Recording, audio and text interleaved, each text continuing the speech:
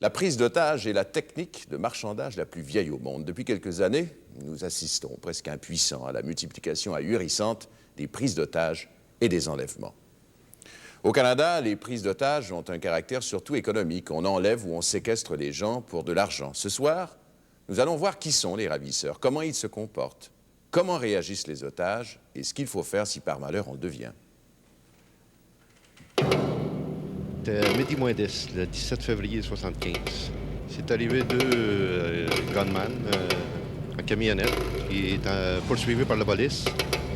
Puis ils sont arrivés à l'avant du garage. Puis vu qu'il n'y avait personne, pas beaucoup de circulation, puis tout ça, ils sont entrés, ils nous ont pris en otage. Puis là, ils en ont fait coucher à terre. Puis ça durait comme ça 2 heures.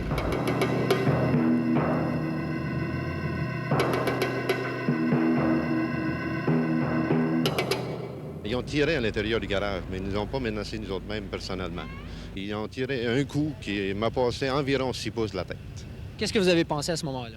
J'ai pensé surtout à ma femme et à mes parents. Ça m'a donné un choc très fort. Près de 3 ans après avoir été pris en otage par des bandits pourchassés par la police, M. Ovila-Cabot en est encore bouleversé. De tous les ex-otages que nous avons contactés, il est le seul à s'être senti capable de nous raconter les heures de captivité qu'il a vécues. Et encore a-t-il insisté pour qu'on ne voie pas son visage. Ces heures d'angoisse, des dizaines de citoyens innocents les ont vécues dans les 60 cas d'enlèvement et de séquestration que le Québec a connus depuis le début de 1976. Mis à part les enlèvements de Pierre Laporte et de James Richard Cross en 1970, le Canada n'a pas encore goûté au venin des enlèvements politiques, comme c'est le cas en Europe, en Amérique du Sud et aux États-Unis. Ici, une prise d'otage est souvent le résultat d'un minable vol de banque raté ou l'œuvre d'un désespéré qui a besoin d'attention. À 23 reprises depuis 1976, le lieutenant-détective Carlo Rossi est intervenu avec son équipe dans les cas d'enlèvement et de prise d'otage qui se sont déroulés sur le territoire de la communauté urbaine de Montréal. Au tout début, là, on s'informe de la situation. Et puis, naturellement, notre premier but, c'est de chercher à avoir contact avec le ou les ravisseurs, connaître leurs intentions et puis leur parler. Il y a un aspect humain qui rentre en ligne de compte et je crois que malgré qu'ils soient des ravisseurs, ils sont toujours d'abord des êtres humains et au contact, cet aspect humain se développe chez eux et chez nous, chez le policier. Le rôle du policier est de négocier la libération de tous les otages, sains et saufs. Au départ, tout est négociable. Tout sauf 2 choses, les êtres humains et les armes. Après quelques heures, on pourra consentir à livrer des cigarettes, un café, même 40 onces de scotch. Face à un ravisseur, il ne faut jamais porter d'armes. Il faut choisir ses mots. Pas de mots à caractère négatif comme la mort, tirer, tuer, en avoir assez. Il faut agir lentement et calmement. Ne jamais cesser de parler au ravisseur. Ne jamais lui donner d'otage additionnel, surtout pas un policier. Il faut développer chez le ravisseur le sentiment que ces otages sont des êtres humains. Pour les policiers, il s'agit de découvrir rapidement qui est le criminel, sa vie, ses problèmes, ses angoisses. Une fois ces éléments rassemblés, tout n'est qu'une question de temps.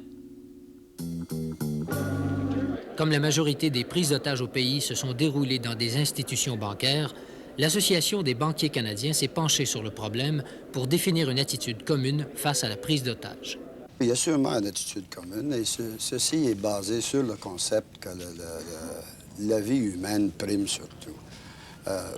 Le deuxième concept est évidemment que si on est pour faire face à ça, il faut bien que la chose soit rapportée, soit signalée. Au début, il y avait plusieurs cas qui n'étaient pas signalés, c'est-à-dire qu'un directeur de succursale, par exemple, agissait tout seul sans informer qui que ce soit. Aujourd'hui, c'est sous contrôle. Nous avons un reportage où c'est signalé dans tous les cas. Le hasard a voulu que la Banque canadienne nationale soit la victime préférée des preneurs d'otages au cours des derniers mois. Heureusement, aucun client, aucun employé n'y a été blessé ou tué. Faut croire qu'entre ravisseurs et otages, à la BCN, on s'adonne bien. Monsieur Hervé Chénier, le responsable de la sécurité à la BCN, a donc eu l'occasion de réfléchir aux problèmes causés par les prises d'otages. Je considère que ce genre de crime nous expose à deux facettes de la criminalité. D'un côté, il y a le crime économique. Il est bien là. Il s'identifie avec des sommes d'argent. Mais il y a un crime complètement différent, quoi qu'il soit connexe. C'est la prise d'otage et l'extorsion. Et dans un acheminement criminel de la sorte, bien souvent, le côté économique disparaît ou devient moins important. Et c'est le crime contre la personne humaine qui prend une importance extraordinaire. Parce qu'en fin de compte, on s'attaque à la survivance, à la vie humaine que ceux qui commettent ces crimes-là ne semblent pas respecter. Il a 39 ans. Depuis 17 ans, il exerce le métier de journaliste et ne semble pas prêt d'en sortir. Claude Poirier est ce qu'on appelle un journaliste vedette. Depuis le 11 juin 1973, il a été appelé à intervenir dans 8 cas d'enlèvement et de séquestration. Dans des banques, un garage, des institutions pénitentiaires, il a contribué à libérer une trentaine d'otages détenus par des ravisseurs. Il va sans dire que tous les fois où j'ai été appelé à intervenir, j'ai vu des scènes indescriptibles. C'était incroyable, la panique de ces gens-là, surtout pendant qu'ils sont détenus en otage, et des fois, c'est encore pire après. Je me souviens, entre autres, par exemple, un jour, dans la Caisse populaire à Ville de Laval, des jeunes filles sont sorties en pleurant. Il y avait même 2 personnes, entre autres, qui se sont effondrées sur le perron en sortant parce qu'ils avaient été détenus pendant près d'1 heure et demie avant que j'intervienne. Et c'était la même situation sur la rue Jarry. Et j'ai remarqué une chose également, c'est que ces gens-là, des fois, j'ai eu un contact avec ces gens-là après. Dans la plupart des cas, j'ai eu l'occasion de rencontrer ces gens-là. Et malheureusement, je me suis rendu compte que peut-être dans 50% des cas, ces gens-là demeurent des personnes marquées. Vous n'êtes pas un policier, vous êtes un journaliste. Vous avez été appelé à intervenir à 8 reprises depuis 5 ans. Vous avez libéré 30 personnes. Pourquoi le faites-vous? Ben, je le fais d'abord parce que je me dis que si un jour les membres de ma famille étaient impliqués dans une affaire d'otage, j'aimerais bien que quelqu'un prenne le risque. Je dois dire qu'il va sans dire que lorsqu'on est appelé à négocier avec des personnes qui détiennent des otages, ce sont toujours eux qui détiennent le meilleur bout du bâton. Et les risques sont très grands. Parce que lorsque ces gens-là sont coincés par les autorités policières, la tension est très forte. Est-ce que c'est vous qui décidez des scénarios, de l'approche, ou bien si vous recevez des ordres de la police? Non, en aucun moment, je dois dire que lorsque j'ai décidé de négocier ou d'intervenir dans une prise d'otage, c'est moi-même qui décide comment je vais agir. Vous savez, négocier une prise d'otage dans un endroit public et négocier une prise d'otage à Saint-Vincent-de-Paul, ce n'est pas la même situation. Parce qu'à Saint-Vincent-de-Paul, on fait affaire avec des gens qui n'ont plus rien à perdre dans bien des cas. Alors, dans une situation comme ça, c'est assez dramatique, je me sers toujours de magnétophone. Serge Robin, j'ai communiqué il y a quelques instants avec le lieutenant Claude Baron, qui est responsable des opérations de la Sûreté du Québec. Je lui ai fait part que vous accepteriez, comme vous l'avez fait mention au cours des dernières heures à nos confrères du poste de Québec, que si les personnes étaient amenées avec vous autres dans un autobus en direction d'un hôtel du centre-ville, arrivés sur place, vous allez consentir à faire libérer une personne qui a la crise cardiaque et par la suite, vous allez négocier relativement aux détentions, aux conditions de détention dans les prisons du Québec. Est-ce exact? Oui, c'est vrai. Serge Robin, si cette condition est acceptée, est-ce que vous nous donnez votre parole d'homme? Parole d'honneur, OK? Ça a l'air qu'il est consentant. Allô? Ça va bien? Il m'a demandé du cognac. On a trouvé une bouteille de cognac. Il a bien confiance à l'after. Surtout pas d'uniforme dans le coin. Deuxièmement, mec qui sort, il m'a demandé qu'il va probablement sortir. Ça va être, il va y avoir certaines conditions, surtout il ne veut pas de photos. Ben, j'ai des photos, tu ne peux pas empêcher ça. Il va avoir une tête d'oreiller, quelque chose qui se met sur la tête. Le visage caché sous une tête d'oreiller, ce ravisseur se livrait à la police à la condition qu'on ne le reconnaisse pas. C'est un cas d'exception. La majorité des criminels qui prennent des otages ont en effet besoin de publicité.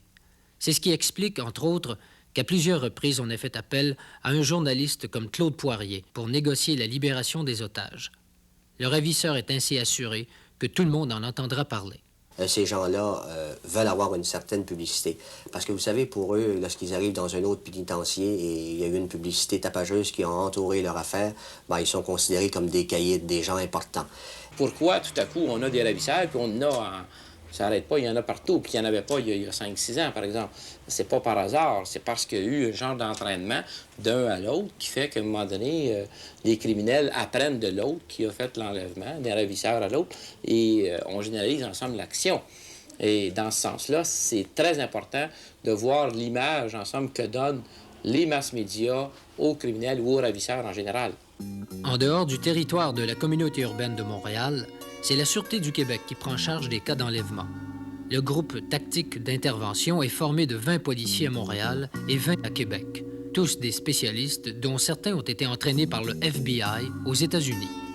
En 1976, ils sont intervenus dans 31 cas et à ce jour, en 1977, dans 6 cas d'enlèvement, dont celui de Charles Marion. Cette affaire Marion n'est d'ailleurs toujours pas réglée et les policiers interrogés à ce sujet ont préféré garder le silence. La Sûreté du Québec n'a pas fait face encore à des situations comme ils se sont produits récemment dans la communauté urbaine de Montréal, où il y a eu des prises d'otages.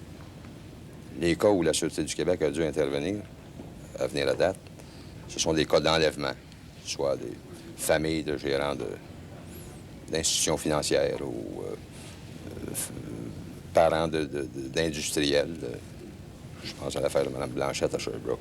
Alors, c'est des situations où la Sûreté du Québec a eu à faire face depuis 1974-75. Si on parle du cas de Mme Blanchette, évidemment, les négociations se sont faites entre les ravisseurs et la famille Blanchette, soit le fils de Mme Blanchette.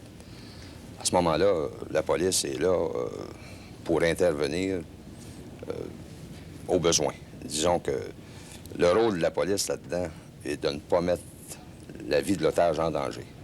Alors, toute intervention policière dans une opération semblable, je veux dire intervention directe, mettrait la vie d'un otage en danger. Et vous conseillez les gens qui négocient? Évidemment, il appartient à ces gens-là de décider. C'est pas la police qui va lui dire vous devez ou vous devriez payer une rançon. C'est laissé à la discrétion de la famille. Mais la décision que la famille prendra, bien, elle sera entérinée par la police. À ce moment-là, notre opération dépendra de la décision que la famille aura prise.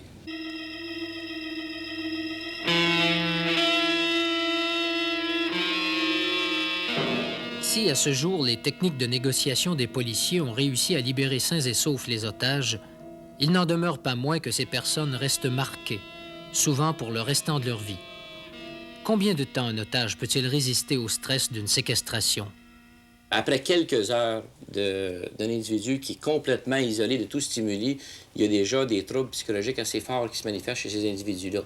Ce qui laisse à croire, apporte à croire justement que dans les cas où les gens sont complètement isolés dans un endroit fermé, par exemple, et sans lumière et avec le moins de stimuli possible, on ne pourrait pas très bien imaginer que quelqu'un puisse rester plusieurs jours et n'avoir aucun contact avec l'extérieur et rester normal après ça. Ce serait quoi les conséquences de quelqu'un qui serait dans une telle situation? Mais par exemple, les gens pourraient se mettre à halluciner, à dire des choses tout à fait incohérentes, avoir des réactions psychologiques très désorganisées, à être vraiment là, désorganisés sur le plan du fonctionnement intellectuel et psychologique des individus.